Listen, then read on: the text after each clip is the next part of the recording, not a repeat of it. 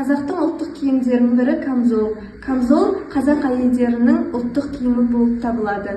Камзол барқыт, пүліш секілді асыл, сапалы маталардан тігіледі. Кей жерлерде оны кажики деп те атайды. 18 наурыз ұлттық киім күні. Қазақ халқының ұлттық бас киімінің бірі орамал. Орамал қазақ әйелдерінің киелі бас киімі. Ол әйел затының бойындағы инабатты, иманы, қорғау, талғам мен мәртебесі. Серікұлы Әлинұрдың әжесімін. Бүгін 18 наурыз ұлттық киім күні. Бүгін мен өзімнің ұлттық киімім кимешекті киіп келдім. Бұл кимешек қазақ дәстүрінің ұлттық киімі. Кимешек салтанатты, биіктікті, тазалықты білдіреді.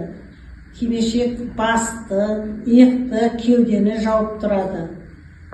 Қазақтың ұлттық киімінің бірі камзол. Камзол ұзын түрі болады, қысқа түрі болады. Мендегі камзол ұзын түрлі камзолға жатады.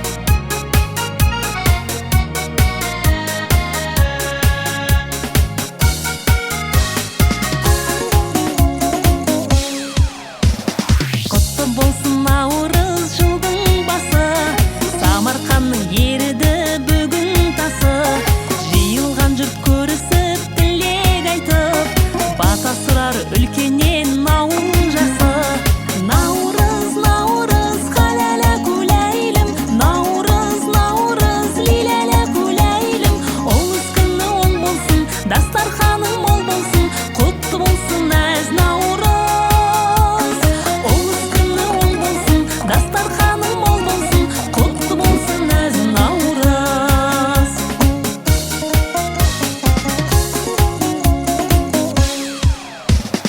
Ақ түйенің қары